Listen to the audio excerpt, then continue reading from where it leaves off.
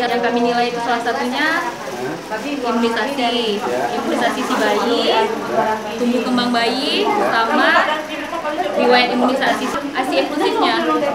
Itu garis besarnya yang dinilai. Tumbuh kembang bayi. Ya, untuk saat ini saya perkembangan memang apa yang memantau dari buku tumbuh kembang anak. Selain itu mungkin untuk gizi sehari-hari kita berusaha untuk bikin homemade semuanya dengan gizi yang lengkap, mulai dari protein, vitamin, karbohidrat, lemak.